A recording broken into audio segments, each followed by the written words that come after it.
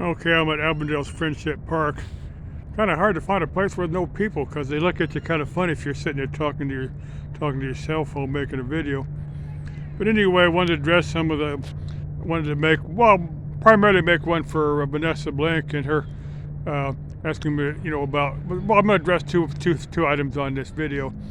Actually, three or four, but those are the primary ones. First, they'll talk about the preppers. There's these really what I call the super hardcore preppers, doomsday people. They live in encampments. Only a few of these people. Luckily for the world, there's only a few of these people.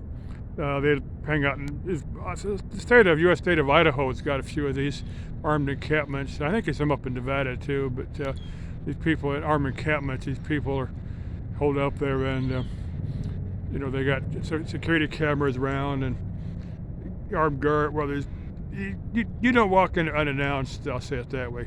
They're waiting for World War III to break out. Well, the crap they hit the fan.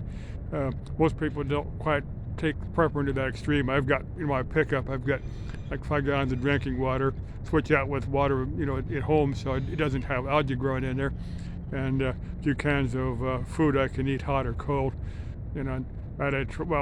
Anyway. Got some clothing and stuff. I could probably survive a week or so if I had to. That way, I had to bug out. Let's hope the world doesn't get to that point.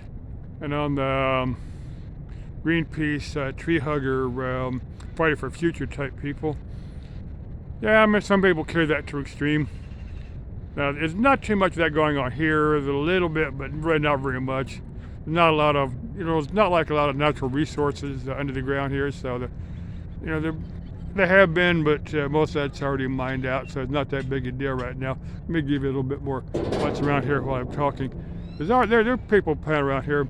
They're probably in the 60s and a little bit cool, but for this part of the world, but not very bad. It's a park. There's a lot of, schools out for Thanksgiving, the major American holiday, and people over here playing. People over here. This park is made for playing with the kids and stuff. With apartments over there. But anyway, like I say, the tree huggers. I watched a video from Deutsche Welle about this. Town. They got buildings there that've been like 500,000-year-old towns. Repeat. This town with like 1,000-year buildings.